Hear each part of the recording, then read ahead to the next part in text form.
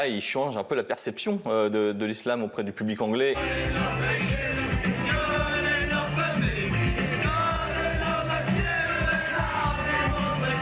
Dans un pays où il y a, comme dans d'autres, des tensions communautaires, le fait de voir quelqu'un qui affiche sa foi musulmane, qui fait des signes de prière après chaque but, qui s'assume comme musulman et qui est populaire, ça peut, disons, contribuer à dédiaboliser l'islam. De même que Cantona a permis une vision moins négative de la France pour beaucoup d'Anglais.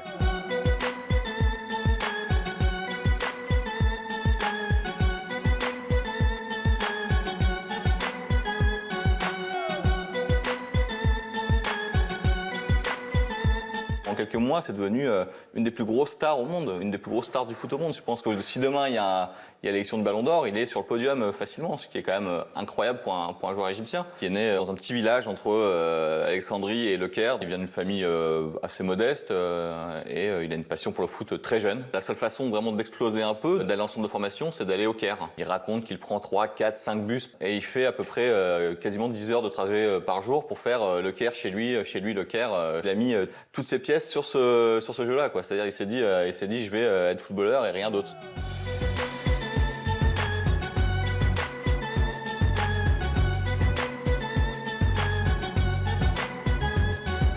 Les Égyptiens lui vouent un véritable culte. Il est partout depuis des mois, sur les marchés, en graffiti sur les murs.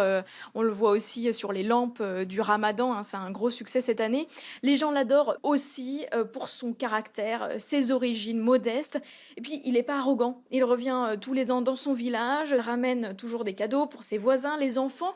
Il finance aussi la construction d'une école, des équipements médicaux aussi pour l'hôpital local.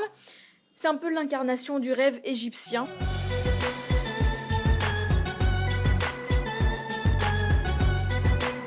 Il y a un côté drame national. Cette blessure, elle vient un peu comme dans un roman. Au moment où tout va bien, merde, tout dégringole.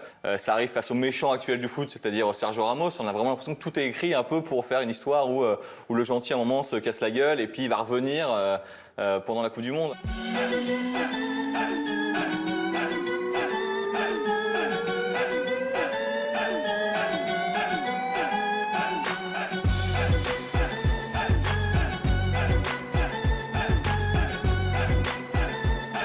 Il est normal, il est tentant pour un président d'essayer de bénéficier de l'image, mais en même temps, Mohamed Salah appartient aux Égyptiens, pas au président de l'Égypte. Ce sont quand même deux choses différentes.